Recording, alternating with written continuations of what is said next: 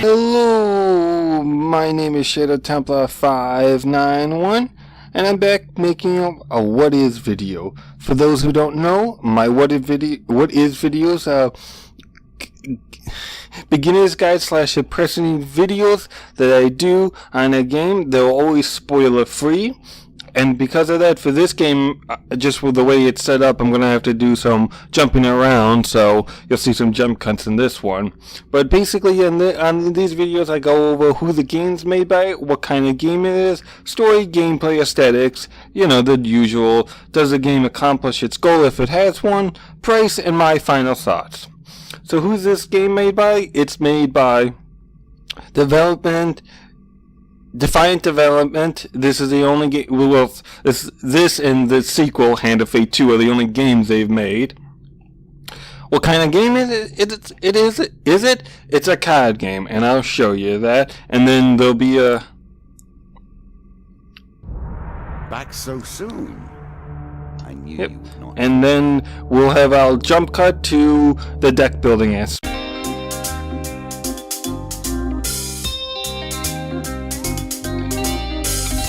Okay guys, we're back to the deck. So this is the first boss you face.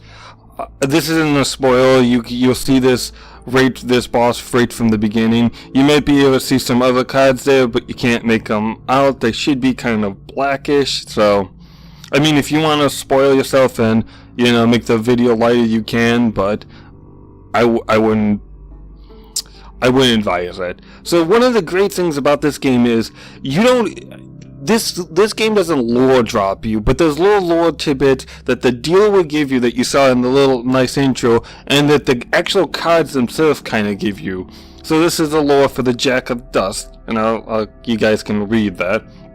But I'll select it, and then we'll go into the deck building mode.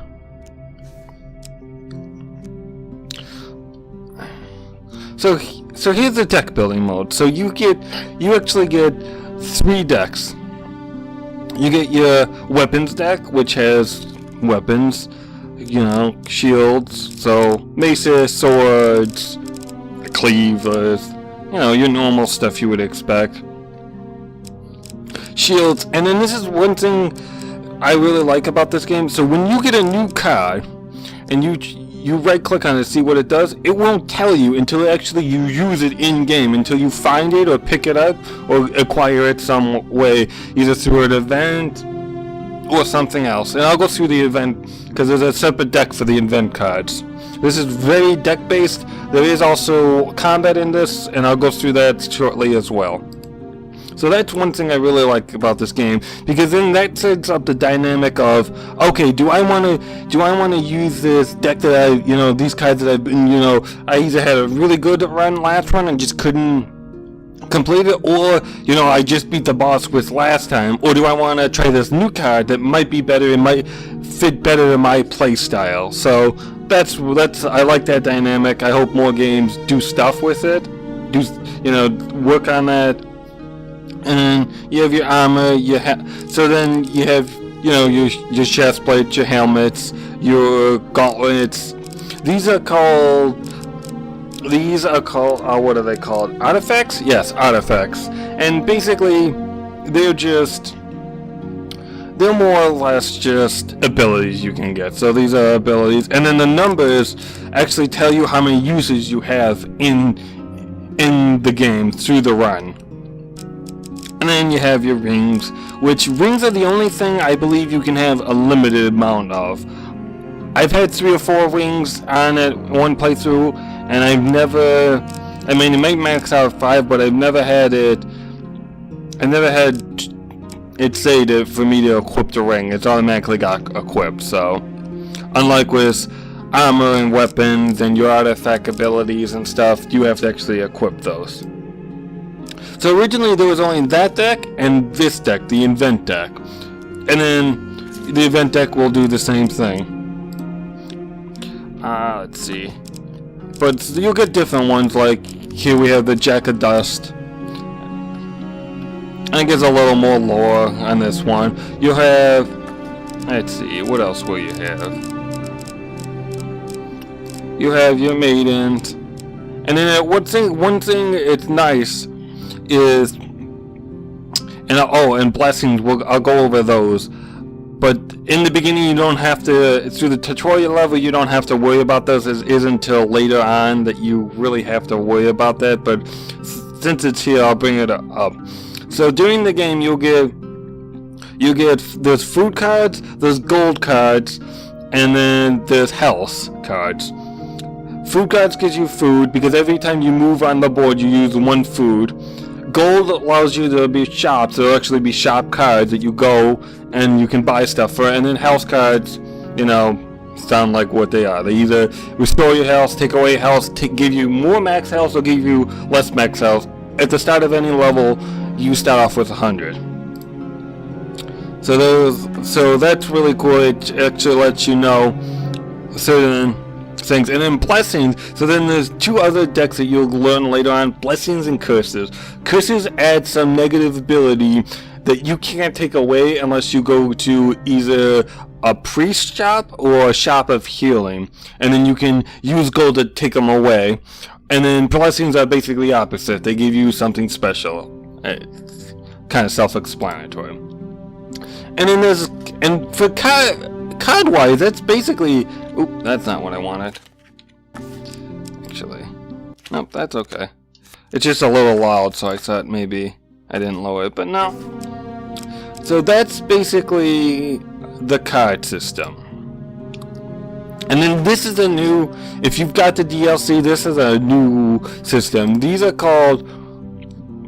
I forget what this deck is called, but basically this allows you to add certain rules, change things up, basically give some replayability to the game after you've either beat the story mode or the endless mode. Those are the two modes in this game. Endless is what it sounds like, you play till you lose, and then story is you go through the story of the game. I believe there's, let's see, there's 13 bosses. So that's really cool. So those are that. So that's the deck aspect of it. I'm gonna start up a game, and then we'll go into.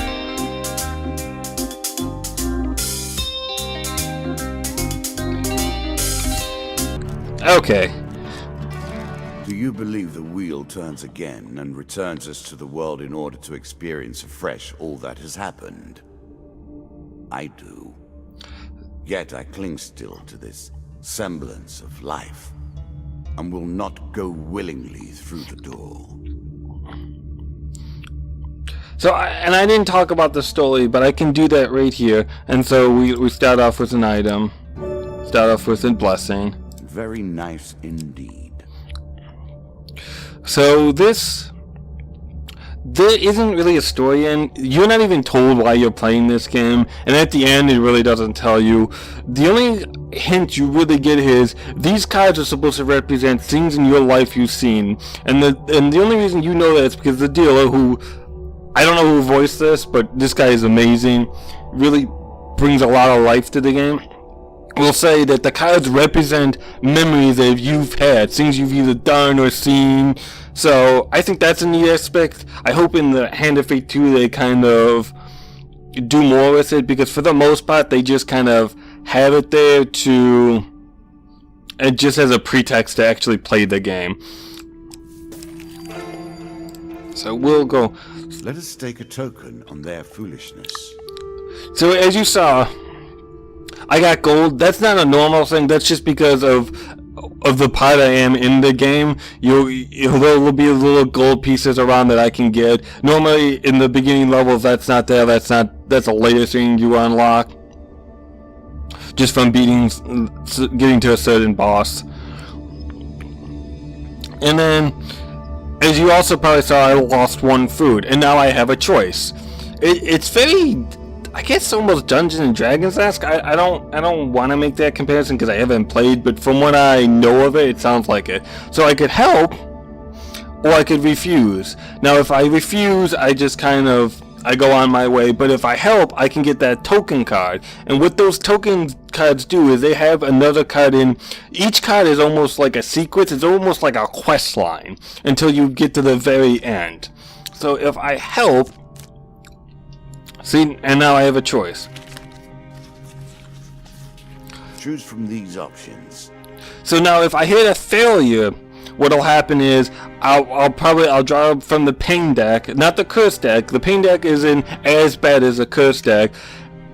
And then if I have the success, I'll draw from the game deck, which once again isn't as good as the blessing deck. But if I get the huge success, I'll not only draw from the game deck, game GAIN, but I'll also get that token. So I'll get it to increase, basically follow this storyline, this quest line. And I picked the wrong. So let's see what happens. So now, because of that, I'm stuck at C. So let's see what happens. So I got a huge success. Okay, so now we're gonna face the King of Dust. He's one of the bosses.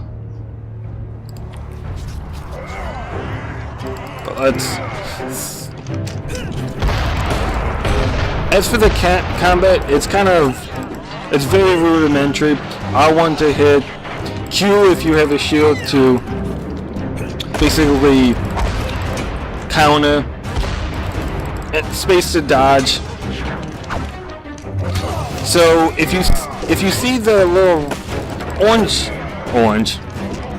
green things over the guy's head, you press Q and you can basically counter it. I've heard a lot of people compare it as the Arkham games. I have the Arkham games. I haven't played them, so I don't know. And in this game, how it works is basically the more combos you do, the higher damage your attacks will do. So getting hit will stop a combo, or getting blocked will stop it. So basically anything that interrupts the combo.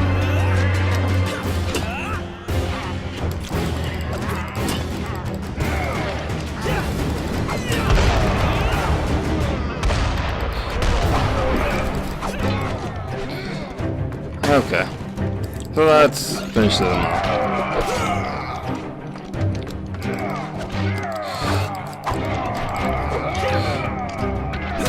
See, the only problem I have with the combat is it's a little simplistic, and sometimes you'll hit Q. So see, I kind of, my guy almost locked onto him and kind of slid towards him. It's very hard to determine in this game, like, how close or far you have to be, your character has to be to actually do that. There's nothing really in the game there's no indication in game of where to do that, and same with blocking.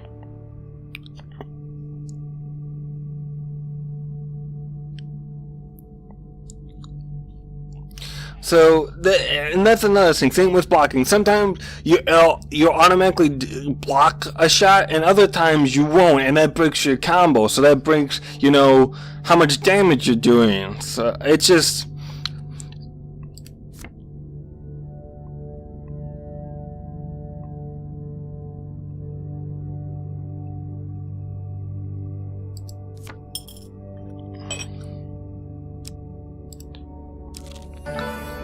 So then as you go, you gain health if you have food. Now, if you run out of food, you don't automatically die. You just won't gain health. You'll lose health. So let's see what this is. Sure, why not? Yeah, cool. Really? Is that what you're going to do? And during your whole playthrough, the dealer will basically be giving you tidbits about the game, be kind of chiding you at other places. More than anything, I am proud of my array of curses. So I go here, I give the stuff, and now I get 2 blessings. And the only reason I know many of these blessings are too good for the likes of you. So you say.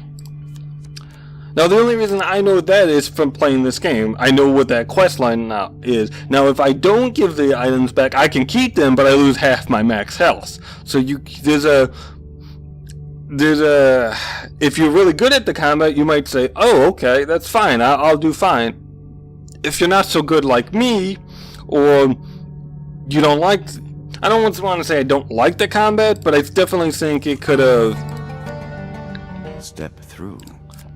been If you dare. been fleshed out better, is what I will say. So we'll go. You're on the final floor of our simple map. Your opponent waits here for you. Find him. If you defeat me, well, it is early to be talking about victories and losses. Let us see what you're made of. Okay. And if you might have also noticed, there's multiple shops. I just want to show you what you can. This one will do. This one basically has coins and artifacts. The priest one, you can also remove curses on it and buy blessings. Same with the healer one. There'll be a tinker shop that you get later on. That one will basically have more weapons and shields and armor stuff. But you can sell your items. So if I get a really good shield, I can say, well, I don't need this shield, but I need some food. So I can sell my shield and use it to buy some food. Or if I'm really desperate, I can say, man, I got this good mask, but if I need just a little more food to get me by, so I can sell it and then buy some more food. Food comes in 1, 3, 5, and 10. I think the 4 different values food comes in. But I can. And there's different blessings. There's one that if you enter a shop, you get 1 free food. So. Let's see. Now, which way is it?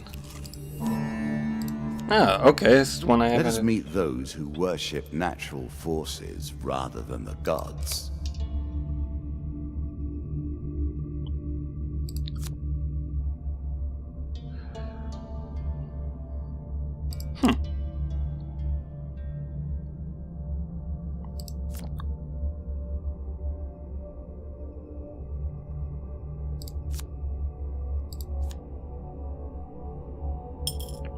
And now, because I accepted, I got the token that'll let me complete that storyline. You may aid them if you wish. I'm sure they'll simply fall back into the same ways, given time. I'm sure you're grateful for that.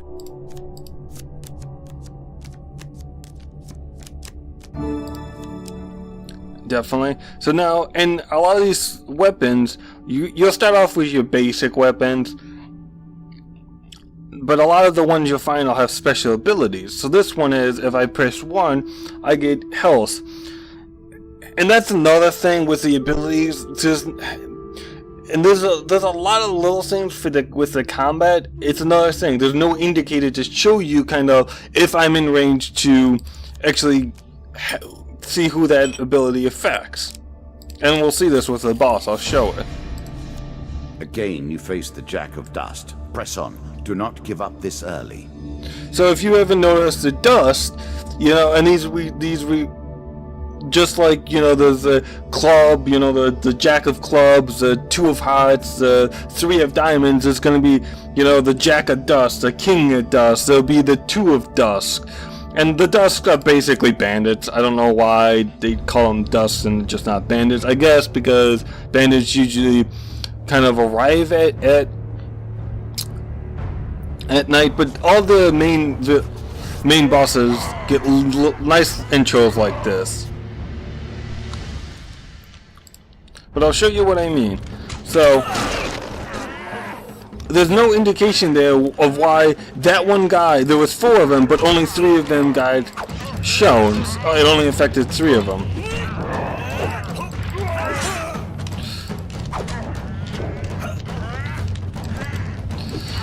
So, that's really for me, just little stuff like that brings that keeps the combat from being really coming full circle. It's just little, not big stuff, just little stuff like that.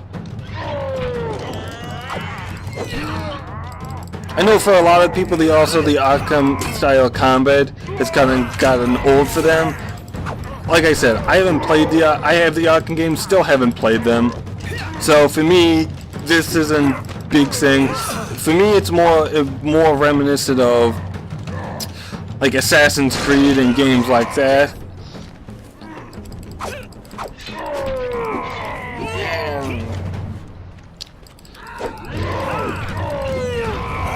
So, and another thing is, sometimes those red attacks, you can interrupt, but other times you can't. So there's not a clear indication when you can do that either. And now we've got in our card. We've literally got the Jack of Dust.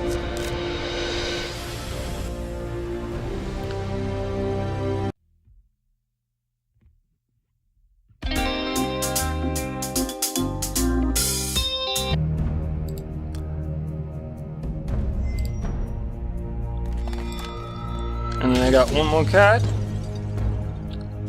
And that's it. And that's basically, and that's really the main loop of the game is getting cards, going on to the next boss, facing the next boss, getting more cards, and just kind of repeating. And I know it sounds, and really for the first half of the bosses at least, I would say it's pretty easy. It's really not to the halfway mark where they start, where the bosses start, and the game starts introducing curses that are throughout the whole run of that run, that really it starts to, you really have to start thinking about your play style, what the curses do, how to kind of mitigate them or work around them. And I think that's really a good thing. Let's see. So that's really, I mean, the aesthetics, the controls, I went over the controls. The music is great. I love it. I went over the progression. I like the art style on the cards. It really reminds me of old tarot cards. And does this game, I guess the final thing is, does this game accomplish its goal? I would say yes. It's fun. It's a really interesting card game. And just like it's just the fighting just could be so much better, and it's not a lot, it's just a little bit better that kind of, I wouldn't say mitigates it, but just kind of makes it feel kind of blandish, and makes you sit there and say, man, this could be so much more. But with Hand of Fate 2 coming out, I would say, watch for this to come out on a Steam sale. I actually got this game and most of the DLC for pretty good prices. Those actual decks I showed you, the extra decks are actually DLC that's not in the original game. And some of those cards, if you notice, had what look like little ribbons in the top right. Those are also, that indicate the DLC too. So they added new cards to kind of freshen up the game. They added new modes. So I think there's a lot of replayability in this game. I really enjoyed it. I just hope in the next game, in the sequel, they kind of flush out the story more, because I'm really trying on that and really just hone the gameplay. Not the game. Well, yes, the gameplay, but more of the fighting gameplay. Just a couple of things, just indicators, kind of letting you know stuff. If you're in range for your, to get the max use of your ability, or when you can block one of the attacks that has a red lines above it, and as opposed the red little thunderbolts, as opposed to when you can't. And really, that's about it. I mean, the narrator is great. Your dealer is awesome. He's got some really great lines. The core deck gameplay is really fun. I really enjoyed it. So, really, on that note, guys, my name has been Shadow Templar 591, and as always, have a great day.